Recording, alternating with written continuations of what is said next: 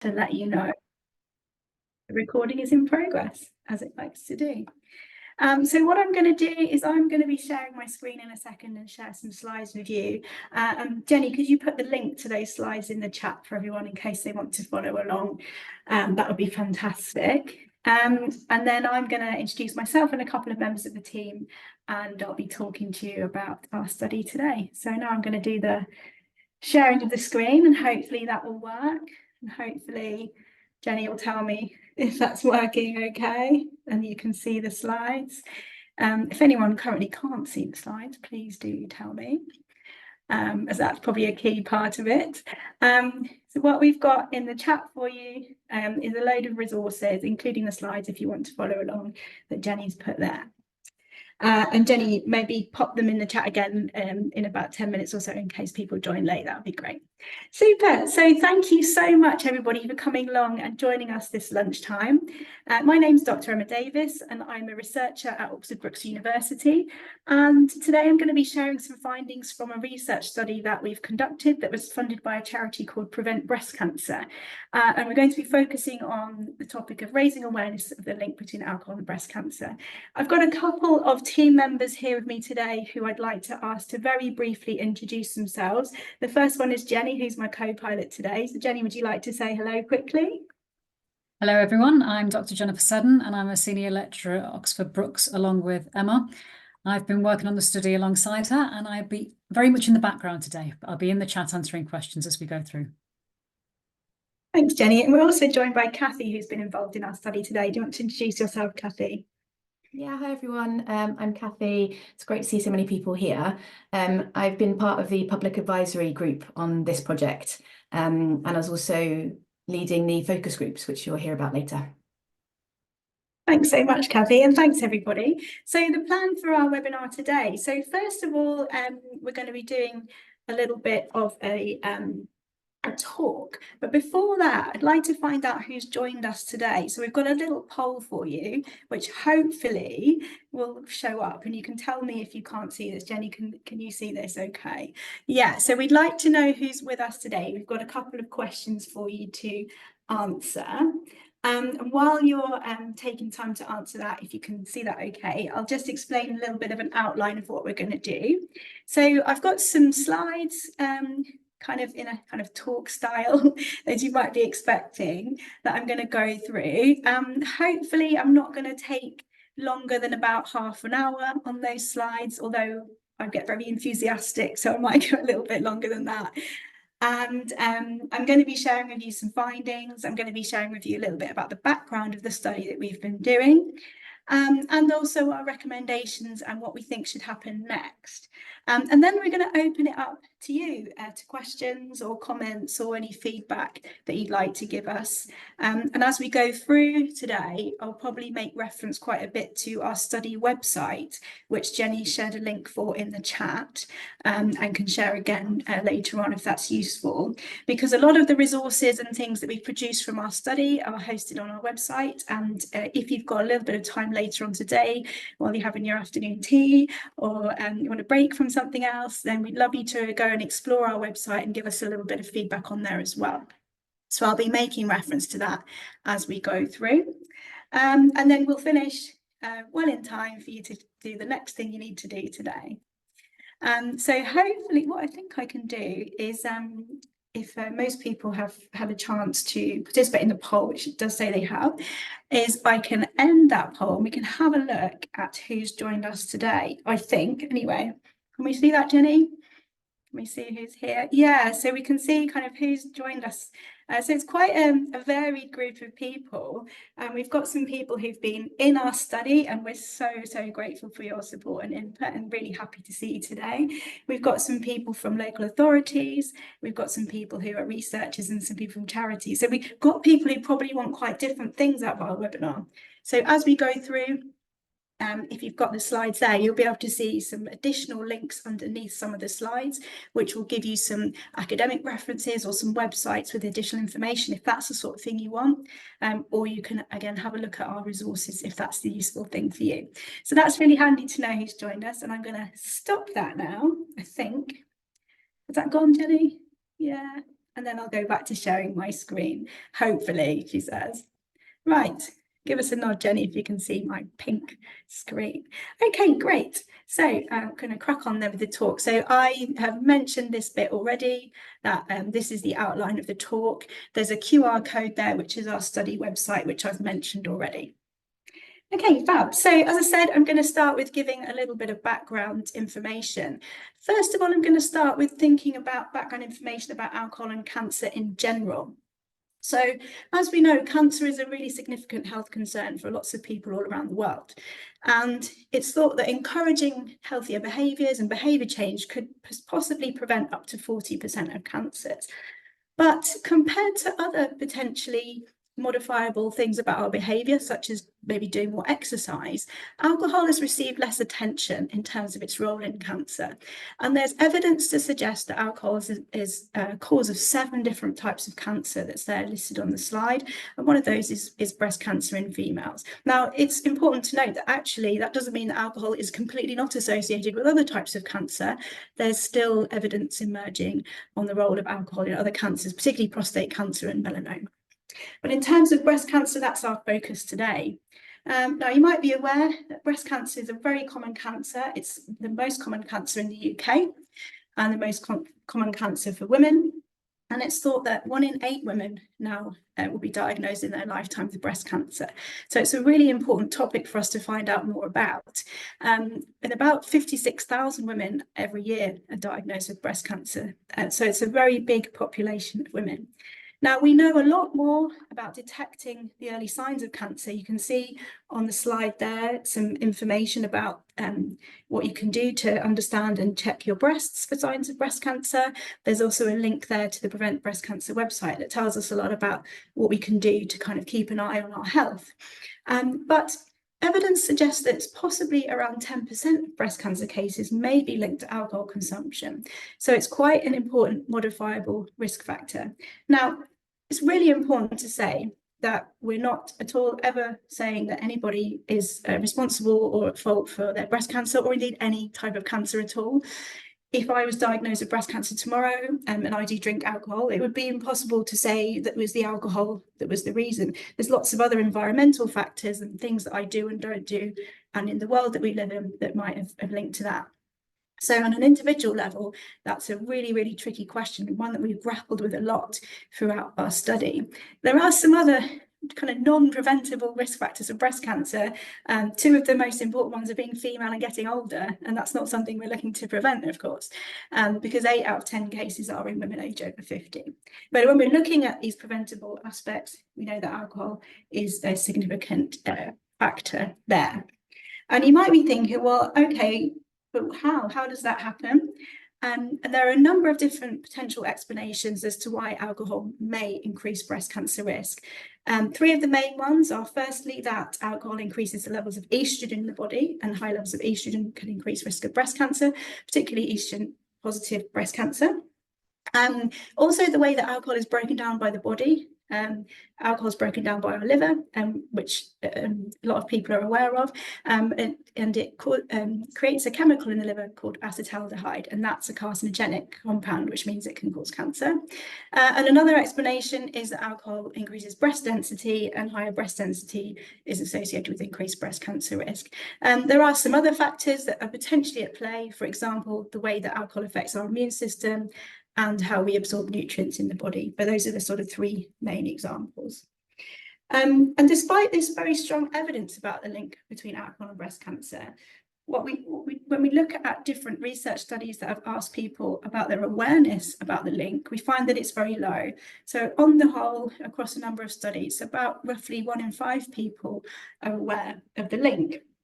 In a UK study, for example, people were asked about the link between alcohol and a range of other different health conditions and health effects, and only 18% correct and said, oh, it's a link with breast cancer, compared to lots of people who knew about alcohol's impact on the liver.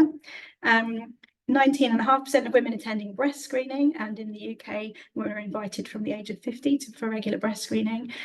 So again, only 20% there. And then very recently this year, a really large study of a lot of people in Europe who drink alcohol showed that only 15% were actually aware of the link between alcohol and breast cancer. So actually a lot less than 1 in 5. Now, this is important information, and we are going to focus a little bit on our participants and on women in general. But it's not only important to make women who drink or people in the general population as individuals aware of this information for their own health. Another study found that people who are more aware of the links between alcohol and cancer are actually more likely to support government policies that would be there to reduce the health harms of alcohol consumption. So it's a really interesting factor to address in research in terms of understanding how we can get people's attitudes to change around the need for health advice around alcohol in general. Now, in our study, we focused on midlife women. So a little bit of background about midlife women and alcohol for you. So we're defining midlife as between 40 and 65 years in our research, and this is in line with lots of other research. And it's also quite an important kind of age group in terms of transitions in life, challenges, generally still a working age population, dealing with children, caring for older adults in the family, for example. So there's a lot of different challenges that we know that are faced in this age range. And in fact, lots of us in the research study are also women in this age group as well. Now, overall, we know that alcohol is the 3rd leading risk factor for poor health in the UK. So it's associated with a huge range of health conditions. And we would really like to be able to think about how we can help people to live long and healthy lives. And in order to do so, then reducing alcohol consumption is a really, really important way of doing this. What the current data tells us about drinking patterns in the UK is that about 1 in 5 midlife women are drinking more than the current UK low-risk drinking guidelines, which is 14 units of alcohol a week. Now, if you hopefully you've got the slides available there, because lots of people in our study were a bit understandably kind of confused about what 14 units of alcohol looks like. And talking in units is really unhelpful when we're trying to think about our alcohol consumption, because how many of us go to the pub and say, oh yes, please, can I have 1.5 units of this, or can I have 3 units of wine? We don't talk in units, we talk in glasses or bottles or number of drinks. So if you would like more information about what units of alcohol mean, then there's a link below this particular slide, and there's also some information on our website. And as I say, it's important to think about this 14 units as a low risk level of alcohol consumption. And we're not talking about no risk, we're talking about low risk. And the other important thing I want to say is that when we're talking about risk, we take risks in all sorts of aspects of our lives. So we're not suggesting that people in our study or all midlife women or all people in general should just completely abstain from alcohol because it's too risky. We're talking about thinking about a low risk level of drinking, and of course at different stages and different times we might think about taking higher risks with different things. A really good example is thinking about the speed limit on the road. The speed limits aren't safe limits. If you drive at 20 miles an hour in this particular area, it's not that nothing will happen, it's just that we know it's a low risk speed. So we can think about alcohol guidelines around units and low risk in the same way. We're not saying there's no risk, but overall the evidence suggests that sticking to no more than 14 units of alcohol a week is low risk. So I just wanted to make that point, and it is, the terminology can be quite confusing, even to us as alcohol researchers, to talk about things in units. Aside from that, in comparatively to younger women, there is much less research about midlife women's drinking in general. So that's another important reason to focus on this group in our particular research. So now I just wanted to share with you the aims of our study. So as I said, our study was funded by a great small charity called Prevent Breast Cancer based in Manchester. And as the name suggests, they're really involved in all types of research to help us to understand how we can prevent more cases of breast cancer in the future. And one of their kind of pillars that they like to focus on is around kind of lifestyle risk. and that's why they were interested in us exploring this particular topic in our research. So our research had two aims. One was around exploring raising awareness about alcohol and breast cancer, and the second aim was thinking about how we can support women aged 40 to 65 who would like to reduce their alcohol intake, and that's if that's something they would like to do. It's not something that we're suggesting that people have to do, but if that's something that people would like to do, how best can we support them to achieve those aims? If you're interested in that sort of thing, on this slide, you can click through to a document which sets out a plan for our study, which we registered on a website called the Open Science Framework. And that's where you can find out lots of detail about why we did what we did, some more background information, and also our plans for the analysis of the data which we've undertaken. So that's freely available there online as well, if that's the sort of thing that you like. And as Kathy said at the beginning, our research was really guided and made much more valuable and much more useful by the inclusion of a fantastic group of advisors, members of the public, geographically dispersed, and people in the age range of the participants in our study. Some who had experience of breast cancer either directly or around them in family members, some who'd had experience of drinking in excess of 14 units of alcohol a week, some who'd had experience of reducing alcohol consumption, and some all of those things. So we were able to recruit these people through adverts, through different networks, including through Breast Cancer Now and through an organisation called Club Soda. And they were incredibly valuable in guiding our research and helping us make decisions. In fact, I wish we could have met with them every week in this study. I wish we had more money to do that.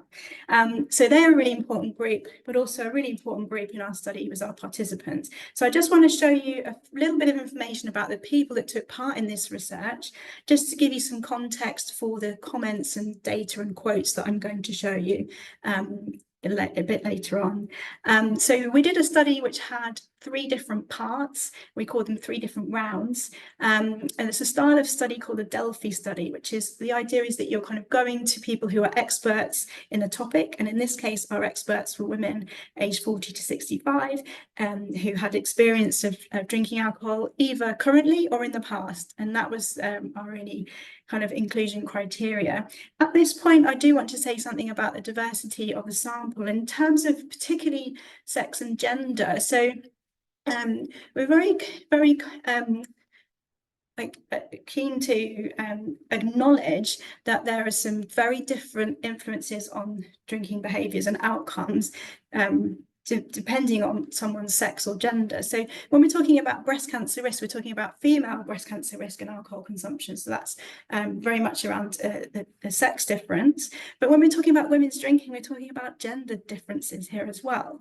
So that's kind of the social and the cultural things that motivate and encourage and help people to reduce drinking. So we tried very hard to kind of be inclusive in terms of sex and gender in our study and to recruit people through a variety of different methods. Not saying we were overly successful, but that our approach wasn't this is just for people born female, if you see what I mean. But we ended up with in the first round of the study, 308 people who identified as women, 1 man and 1 person who identified as agender. And a man contacted me, he'd had experience of breast cancer and he was a heavy drinker, so he really wanted to have his say, and we were very happy to include him as well.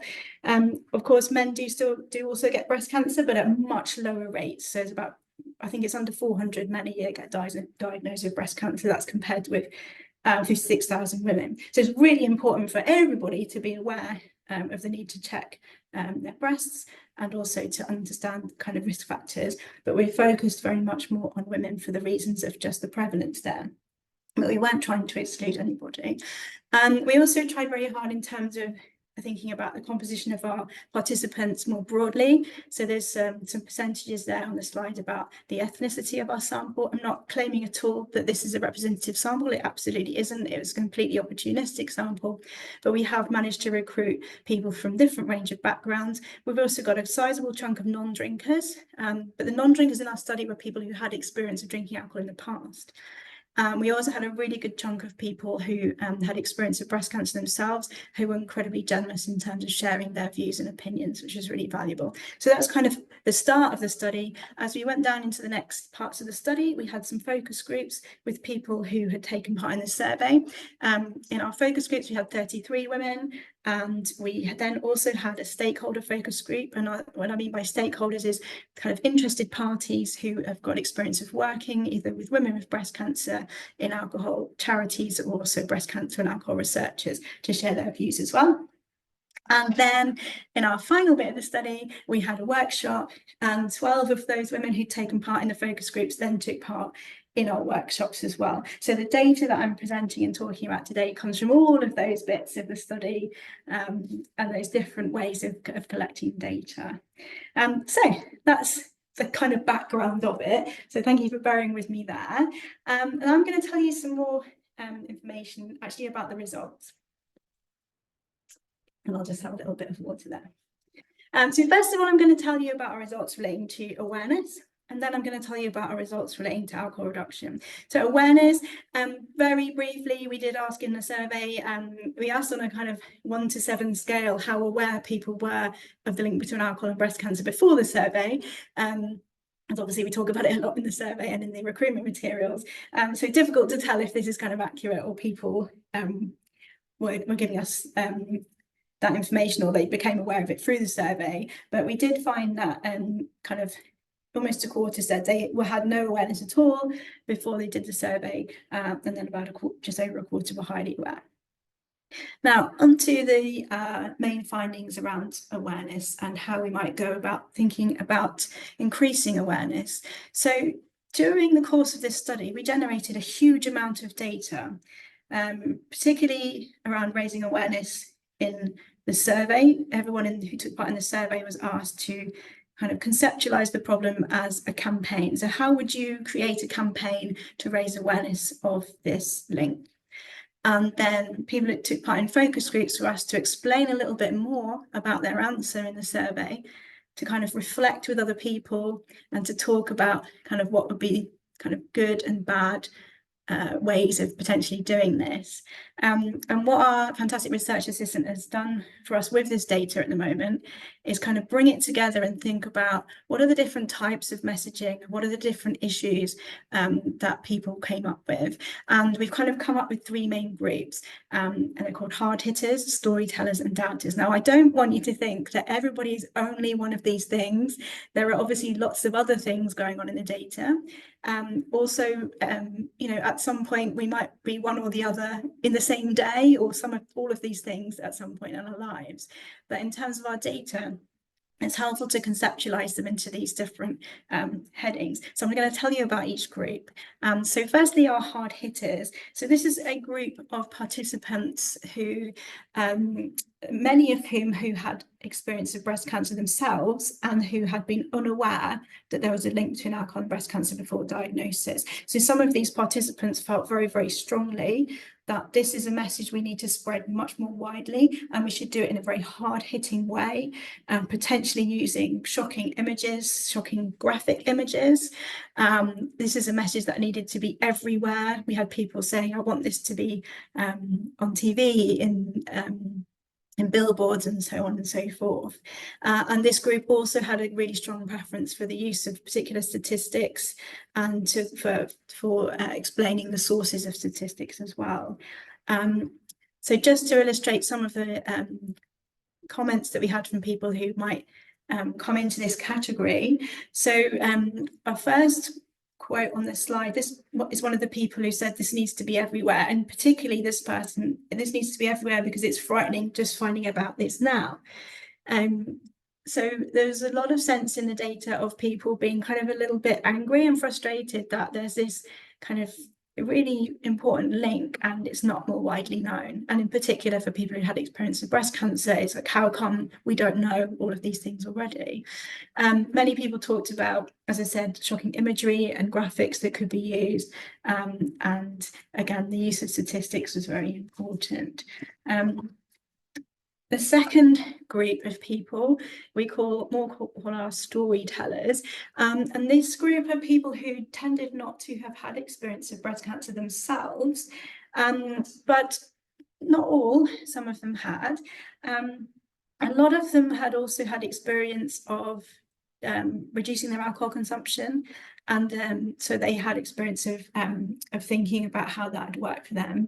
And this group particularly liked to hear any health information, not necessarily just alcohol breast cancer link, by listening to and understanding and relating to somebody else's personal experiences. Now, there was a number of discussions around kind of different celebrities, a lot about Davina McCall and how lots of women like Davina McCall, but actually the overall sense is that people would prefer to hear information from other women like them and not from celebrities. So just a couple of examples here then of some comments that would fit into this particular category. Now, the start of this particular quote, the first one on the slide there about nothing too pink or girly. So this came up a lot. So when we think about breast cancer campaigns and things aimed at women, there's a lot of pink involved, and this idea of kind of it being a little bit patronizing came across to a lot of people in our study. So this person goes on to suggest a particular way that a story could be told. And another point here is that when we think about public health campaigns, they often kind of come across a little bit like they're telling you off, telling you what to do, slapping you on the wrists and things like that. And so there was a sense in the data that this coming from someone else who'd had the experience is a lot more appealing than coming from kind of government information sources, much more trustworthy. Now, finally, we have our doubters, and I really want to emphasize the importance of thinking about this particular group when we think about any campaigns or anything we try to do to think about health messaging. So our doubters are people who are very skeptical about health campaigns in general. In particular, in terms of breast cancer and alcohol, they tended to believe it's much too late to be thinking about changing people's behaviours. And also lots of people who fit into this particular category were much more likely to talk about breast cancer being something that's down to chance rather than there being anything that you could have any particular influence over. And they also questioned the scientific evidence. And that's a really, really important point to reflect on, because a lot of our information about alcohol and all sorts of other things comes from the media, but alcohol in particular, there's always kind of sensationalized stories in the media around 1 week this is good for you, 1 week it's bad for you. And I know from my own research, there's also the media always want to talk to you about alcohol research. It's sort of a national pastime and thinking about that. So it's not surprising then that people feel quite skeptical about the evidence if it appears to be conflicting where we read it. So just a couple of examples from our doubters. This first one, this first quote comes from the survey. This person, probably for obvious reasons, didn't want to take part in other parts of the study. But I think this is a really important point for us all to be thinking about when we're talking to people about any kind of health behaviours, but particularly alcohol consumption. So this person, was angry and they wanted to tell us about it in the study. And I have to say, I mean, absolutely. Really appreciate this person actually giving us this information. In the study team, we tried so hard to come across in a kind of friendly, non-judgmental way. We talked about the fact that we were all midlife women, lots of us experience of drinking ourselves in our information sheet, and that we weren't thinking about everyone should stop drinking, but you've got to think about where it's going to land with somebody, regardless of how careful you are. So I think that is a really, really important message, to think carefully about talking about this kind of behaviour with people. And again, the second quote, this idea of women feeling shamed and guilty for yet another reason is incredibly important, because women, we do feel judged for lots and lots of aspects of our lives, and so we don't want to be contributing to that. Just a couple more points on this. So we had lots of discussions with our participants and also within our advisory group about the challenges of communicating statistics, and I just pulled this one out because this person talked about the fact that like 1 in 8 women will be diagnosed with breast cancer, and it was higher than she thought it would be. And you know, that the idea of like visually representing that information is important. And actually, it had been done. I just found this recently. This idea of 1 in 8. And a really interesting thing about that when we think about the psychological research on this topic is that it's very, very easy for us to believe that we're going to be one of the 7. And in fact, one of our participants said that as well. I always thought it wasn't going to be me until I was the person who was the one. And so it's not until we have those experiences that we can maybe start thinking differently about things. So it's another challenge. In our workshop focusing on awareness, we moved forward in thinking about how we might go about communicating this information. So what we thought we were going to do is potentially come up with a load of infographics, maybe a little bit like that one on the previous slide, to communicate the information. But in discussion with our workshop groups and our public advisory group, we realised that's not enough. It's almost leaving people with the same challenging questions as before. So we decided together with our participants in advisory group that we actually needed something behind the images. We needed to point people towards something else. And that's where we have come up with our website, which we'd really, as I say, like you to have a look at. And we also recorded some podcasts as well. So linked on this slide, which hopefully you've got access to, we can share the links again, is a link to our podcast. It's also on Spotify as well. It's on Apple Podcasts. And what we've got there is a bit more of a discussion about some of the statistics and why, and the nuance of the discussion, which you can't do in a poster or an infographic or a short campaign. So we've tried to do that, and we'd really love to get your feedback on that. As I say, if you can click through. And in the workshop, we focused on what the content of the podcast could be. We also talked about the content of magazine articles as well, which we're hopefully to be able to produce in the future too.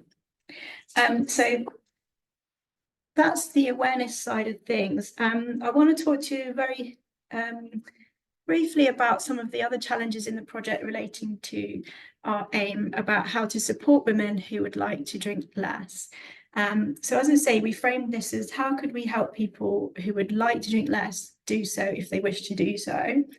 And the data here has raised a number of key challenges, and I want to share a few of those with you today, because I think they're really important to think about for the future. So the first thing that's really important to think about is the language we use when we talk about alcohol consumption, but also when we talk about what maybe wanting to drink a bit less. So I mentioned at the start of the talk this idea of thinking about units and low risk drinking, and that can be helpful. But also in the kind of vocabulary of thinking about drinking less is this idea of alcoholism and addiction. This language can be unhelpful because it can allow people to kind of visualize like alcoholics and addicts as very different from themselves. And what we know from other research that we've done, and also that's been done by James Morris, who I think was in this talk, somewhere, is that this kind of binary thinking about being on kind of one side of the line where you're a responsible drinker, and then on the other side of the line are all these kind of alcoholics, and they're not like me. That can really inhibit people from first of all seeing themselves as someone who might benefit from reducing drinking a little bit, but also if they decide they do want to reduce drinking a bit, it makes them feel very stigmatized when they want to seek support. So in that way, this idea of responsible drinking, which I could talk about in another 3 webinars, and I won't go into too much today, which is promulgated by the alcohol industry, this whole idea we should drink responsibly and it's our own responsibility, is really, really unhelpful. And you can see in these particular first quote, for example, that comes through. So we've got to be careful about language and perception. The other point here is that when we go back to this idea of low risk drinking and we talk about 14 units, now 14 units is like the sort of blanket population level advice around low risk drinking. What we know is that for women, actually alcohol harms kick in a lot sooner at lower levels of alcohol consumption than they do for men. For example, lower levels of alcohol consumption are linked with dependence, but also with other health issues relating to the liver and so on. Now with breast cancer, that's a really interesting question, because even very low levels of alcohol consumption, so 1 or 2 drinks a week, are associated with a greater risk of breast cancer than no drinking at all. So the spectrum of alcohol harms is very broad, but if we all allow ourselves to be thinking of ourselves as responsible at whatever level, it's very problematic in terms of seeking support and seeking and sort of also pitching things towards people if you're developing tools to support them. So the second comment here is about kind of stigma and stuff as well. So this is really important to us as researchers, and also thinking about how to help people. The other challenge, the second challenge I want to mention, is around thinking about the uses of alcohol for women. Now, in this study, in a previous study, and in another study that I've just completed, which looks at alcohol consumption in menopause, we have lots of information from women about the uses of alcohol for coping with stress and also coping with daily life and things that are kind of falling on women to a greater extent. So these quotes kind of indicate those things, this idea of pressure and a way of kind of coping with that pressure is drinking and habit as well. Now, this kind of stress and coping is not always negative. Lots of women use alcohol to give and receive care from friends. So, oh, you've had a bad day, let me take you for a drink, or if something awful's happened, let's share a drink over it. There's a positive function to that sort of bonding side as well, in coping with stresses and strains of life. And if we try to develop alcohol reduction support tools that ignore these factors, they're going to not be very helpful. Just looking at the time, yeah, I'm only going to talk for a couple of more minutes. Final challenge, or one of the final challenges is in the data, is around this normalization of drinking. It's really interesting when you start doing research on midlife drinking, and I think Fiona's here today and she'll agree. She's been doing a study on midlife men and women's drinking, and this idea of peer pressure is still there. And used to think of that as mainly something that would be impacting younger drinkers, but we had a number of comments in our research that really speak to this enabling culture of drinking, and we need to help people who've made a decision to drink less to cope with those feelings, and to be able to talk to other people about why they've made those decisions. Now, the final thing I want to say about the data is, in our study, we asked people to rate different tools and strategies that might be useful for reducing alcohol consumption. And the most highly rated thing was around substitution. And what we mean by that is either substituting an alcohol product for a non-alcoholic product, so perhaps one of the no-low products that we see a lot more marketed these days, so 0% beer, for example, but also substituting alcohol or going out drinking with other activities. Now, this was really highly rated, and lots of our participants found all of these types of things really useful, but there are a number of challenges related to this idea. So first of all, in our workshop, people were talking about this idea of, well, actually, it's all very well saying you've had a stressful week, go home and have a bath, but it's just not the same as having a drink. It's not the same release, it's not the same social thing, it's not in terms of the psychoactive nature of drinking, it's not giving you the same things. So there's a need to explore things that don't sound patronizing, because same with kind of mental health. It's always like, go and do some yoga and you'll be fine. It doesn't address the kind of root of the behavior in the first place.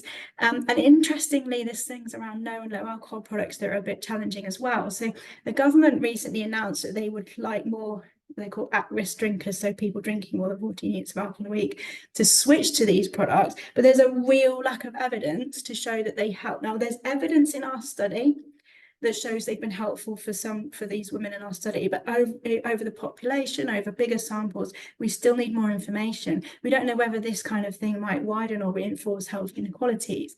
As a comment from one of our expert participants in the stakeholder group said, it's the marketing of no and low alcohol products that kind of reinforce the idea that we should have a drink for every occasion.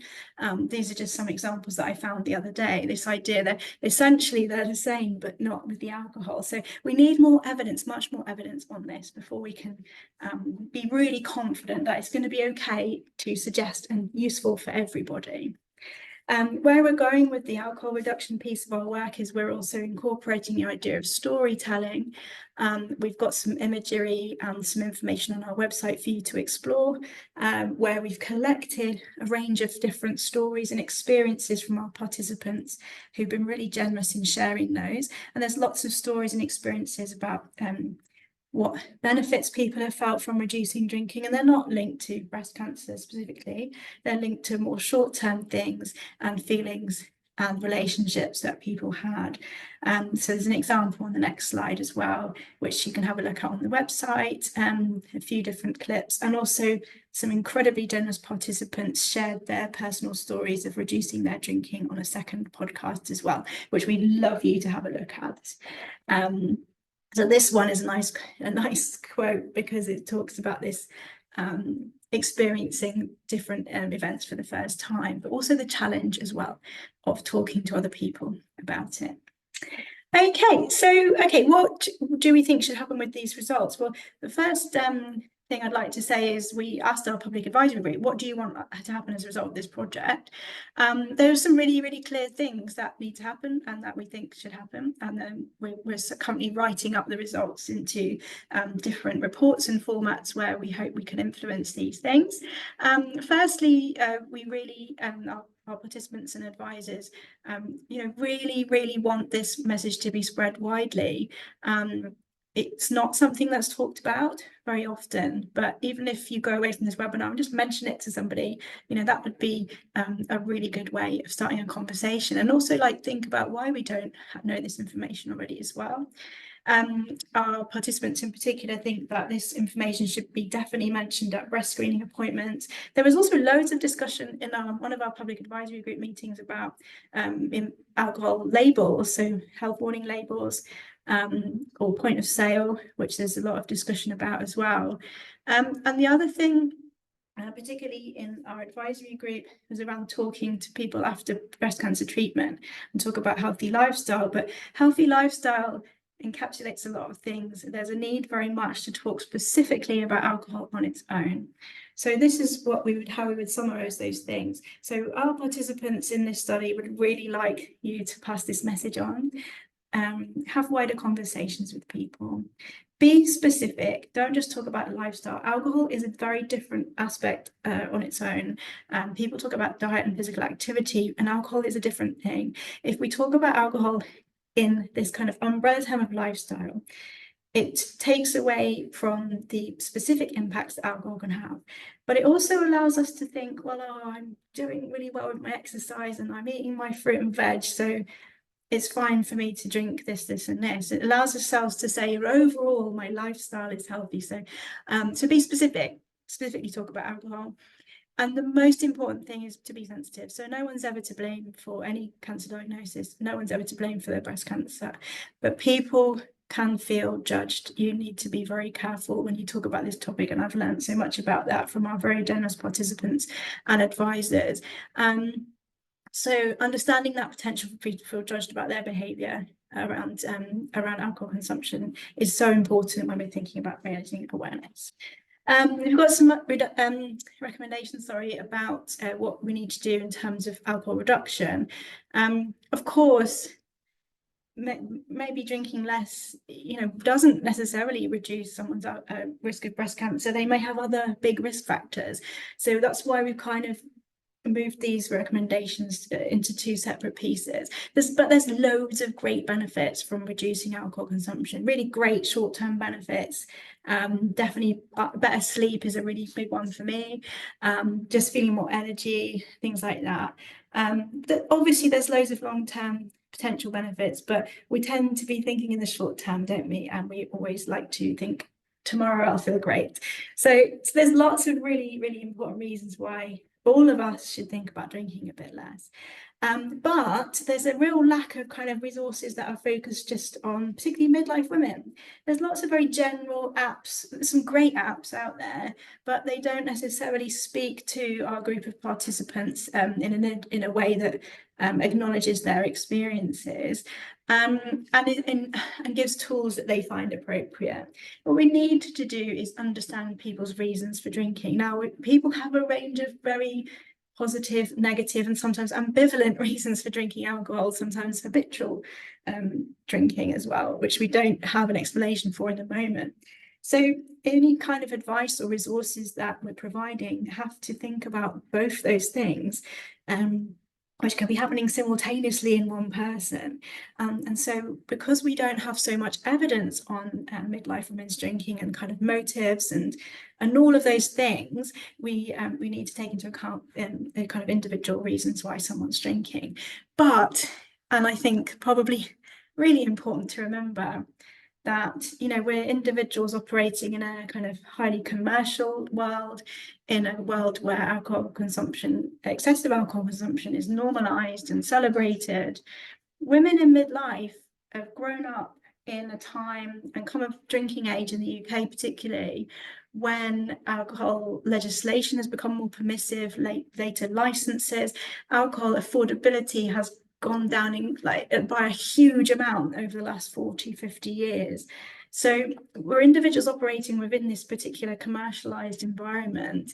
And actually, when we focus on an individual, we sometimes ignore that wider context. What we really need is public health strategy that goes beyond just telling people to drink responsibly, because that is a nonsense phrase in my mind if you're thinking about all of those wider issues that people are facing. But hey, that's a bigger fight probably for another day. And I think what we'd like to go on and do more of in our research is to think about how we can help people in that context. So what we're going to do is we'd like to test our campaign outputs. You guys hopefully are going to help us do that by visiting our website and letting us know what you think. We think there's much more research needed on awareness, and in particular thinking about awareness at younger ages. We focused on midlife women's drinking because of the reasons I explained at the beginning of the study, and but actually there's evidence to show that cumulative alcohol consumption over the life course has got a really strong relationship with our breast cancer risk. So we need to talk to everybody about this topic. Whatever gender or sex they are, everyone could benefit from learning more about this. Do need to know a lot more about this kind of no alcohol products as well. We need to know whether this idea of storytelling is useful. Crucially as well, information from our participants in our advisory group tells us we need to know much more about hidden and home drinking in some cultures, because for some groups of women, drinking is very open and social, but for some groups of women, it's more hidden. And we crucially also think that we all need to explore joyful alternatives to drinking alcohol with our friends, with our families, to help us to cope with the stresses and drains of daily life. So I think I didn't say that I might speak for longer than I thought I would, but I have finished speaking now, you'll be glad to know. I just want to say massive thank you to all of the, particularly our study participants and public advisory group, some of whom are named on this slide, some of whom have chosen to remain anonymous, but also there's a range of different organisations that have helped with the study and different individuals who have helped with the study. I've probably missed some, so apologies if I've missed you. We'd love to hear from you with your questions and comments. I'm going to stop sharing for the purposes of hearing any questions that you've got, but thank you ever so much for your attention. And yeah, as I say, go and visit our website, look at our resources and let us know what you think. So yeah, any questions? There have been some comments and things in the chat as well, Emma, as you've been going through and doing your talk, that have been really useful. So we had Georgia say that when you're talking about alcohol units, drink menus should display the alcohol units similar to how food menus do, which was a nice suggestion. And then we've had lots of sharing of professional resources in terms of how you can measure and screen for alcohol use, which is good. What else have we had? We had some Audit C scratch cards that were highlighted, which seems like a great idea. That sounds great. Thanks everyone for sharing. What we can do is we can collect all of this together and pop it on our website so that you can all access it if that's useful. And then we've got a comment from Lise as well. So we need to get the message to GPs, especially if more women are taking HRT. I had 6 monthly reviews for HRT, and the link between breast cancer and alcohol was never mentioned, but I was regularly asked about smoking. That's really interesting, isn't it? Yeah. So I believe that the link between HRT and breast cancer is weaker than the link between alcohol and breast cancer. I wouldn't don't hold me to that, but yeah, I think that people often consider some risks and not other risks, so that's really interesting. I noticed someone's talking about getting messages out before habits form, and I think that's right. There is a cultural thing here. Really important point, Lise, thank you. Well, I wonder if anyone doesn't want to speak, maybe we can share that link to the, I don't know how to do that, Jenny, but you can share that. So I've already put a link to a very short evaluation, so you can tell us what you think of the webinar today and if you felt it's been useful. So that's in the chat already. So if you have got a few minutes before you leave today, it'd be really useful for us if you could just quickly respond, if that's all right. Yeah, that would be absolutely fantastic. If you can just pop that in, we'd be really appreciative. And one of the questions, I've put it in there again just in case, one of the questions that we asked you in there is what research you think we should do next. So if you've got any ideas for things that you think we should focus on, we'd absolutely love to hear from you. So do take the time to go and I promise you that's a very short survey. Now, if you've got longer, we'd love you to visit our website, have an explore of the resources, and then there is also a feedback survey in the website as well if you've got time for that. But as a minimum, we'd love to hear your views about what you think where we should go next with this. As I say, we're partly through the website, but partly hopefully through a follow-up project. We'll be testing out different types of messages and different types of conversations that we can be having with people in order to think about raising awareness of this important topic. But also separately, we are moving forward with developing interventions very specifically tailored for midlife women who would like to reduce their alcohol consumption. So do watch this space for future things around that. Okay, if anyone doesn't have any questions, then I will probably let you all go. Have an extra 5 minutes that you didn't think you were going to have. Yeah, on the slides there's my contact details, and you probably can find them through Eventbrite as well. If you have any kind of follow-up suggestions, or if you'd like to get in contact for any collaborative work, we'd love to help you out with any research you want to do. Let us know.